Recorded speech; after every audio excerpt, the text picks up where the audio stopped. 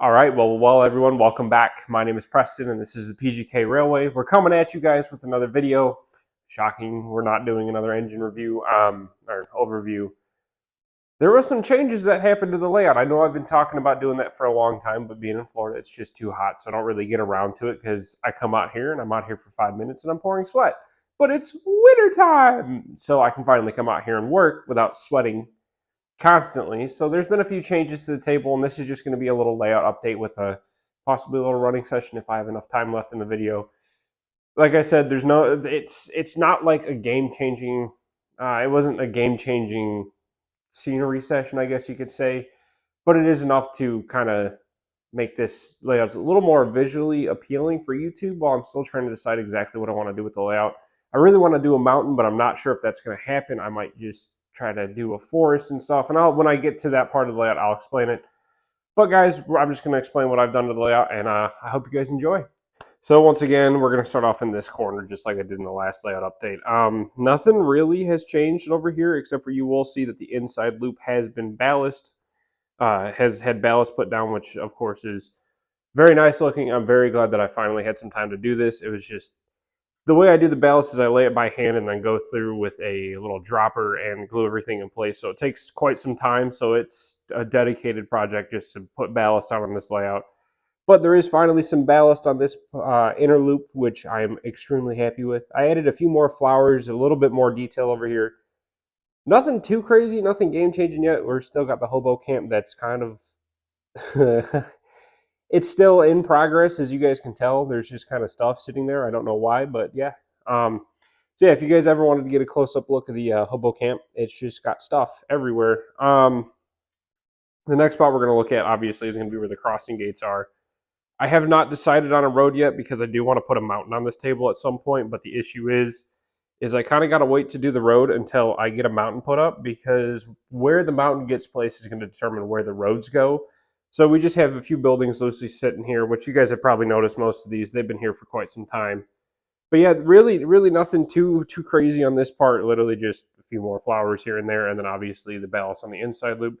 I'm going to move over to the next section of the layout. I'm going to move the light, because if you guys didn't know, this is how I film. I move a ring light around constantly whenever I film to give you guys good lighting, because being in a garage, we have one light, and yeah, the lighting ain't the best in here. So got the ring light to help make these videos look a little bit better. Sorry if I'm blinding any of y'all if you're watching this late at night. Sorry about that. But yeah, we're going to move on to the next spot. All right, so coming off of the where the grade crossing will be at some point. Come a little bit further. Once again, the ballast continues around the switch and on the inside loop. I have taken some time to put a little bit more detail in between the tracks, try to put a little more grass down, because I feel like there was too many rocks hanging out in there. So this has all been touched up just to make it look a little bit nicer. Probably the biggest thing is the flag has finally been moved and put in a permanent spot. Got a bunch of flowers on it. America, you know what I'm saying? So that's just a little touch that I've done. Nothing too crazy.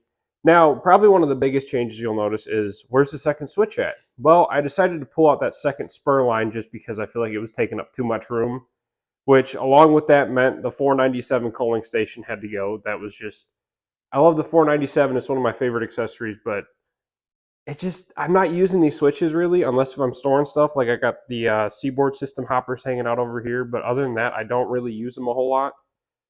Nothing too crazy is going on. I got the cantilever signal bridge just kind of hanging out right now because I haven't had time to wire it up, and I got to figure out how I'm going to do the ITADs because the lighting is a little bit questionable, and I don't think I can actually hook that up to insulated rails, unfortunately.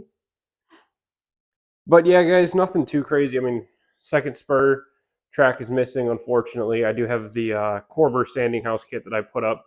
And we are going to try to keep the oil drum loader and possibly the radio control tower. Possibly, I'm not 100% sure on the control tower. But the sanding house and the oil drum loader are definitely going to stay. Now, I will say, I got to move this light real fast.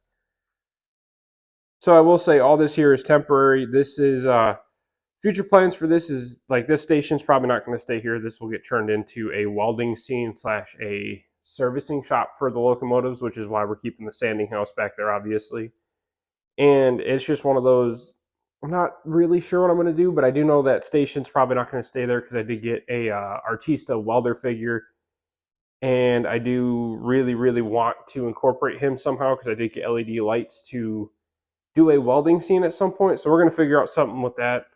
Like, we're going to try to have some little scrap loads, which that is a MTH truck that had zinc pests on it that exploded. And so I figured, yeah, you know what, it'd look good. It's just kind of a little servicing spot. So they might have a few parts laying around, a few broken pieces. RIP that truck though. But yeah, I have a milk car platform, post-war milk car platform hanging out over here as well, just in case if I do decide I want to put one in, which is why this spur has not been ballasted, because I'm still trying to decide what I want to do with it and what all I'm going to have here.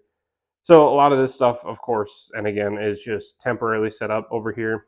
But yeah, this is a little better look, a little better lighting at what I've done over here to try to give it a little more brush and debris in between the tracks. Nothing too crazy, but obviously the tracks are ballasted on the inside loop, which is great to see. This corner over here where we have the little rail fanning scene where the rail fans are going to get their perfect shot ruined by the police, I decided to put a new tree up, and I've put a few little flowers here and there, but nothing too crazy once again. Yeah, so the ballast goes, and then stops in the back just because of the mountain possibly going over here. I'm not 100% sure what I'm going to do with it. But I did decide, because this corner of the table was very barren, I decided to throw down a few trees, well, a good bit of trees, just to help make it a little more visually appealing for you guys on YouTube.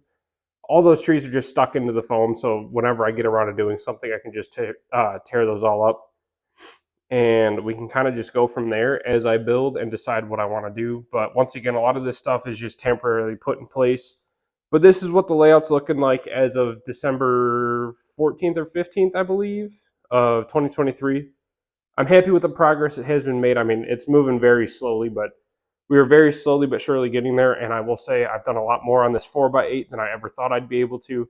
I'm extremely happy with how the layout's looking, and I'm just excited to see what the future holds for this table, because this is my first time doing like actual scenery, and I'm ecstatic with how it's coming out. Like, I honestly did not think that I'd be able to get good looking shots like this for my first time doing scenery and just kind of going with the flow. I'm kind of going at this blind and just doing whatever I think would work. Like, the ballast was, I have a homemade recipe for the ballast. It was just kind of throwing a bunch of different shaker bottles together from Woodland Scenics and just kind of going with it. And I'm extremely happy with the ballasting technique, but I will definitely be buying one of those little spreaders that you can just push along the track to have it ballast it, because laying ballast by hand is a challenge and a half to keep it looking nice. Because, I mean, as you guys can see, there's ballast has kind of gone all over the place. But for what I've been able to do, just kind of freehanding it, I'm extremely happy.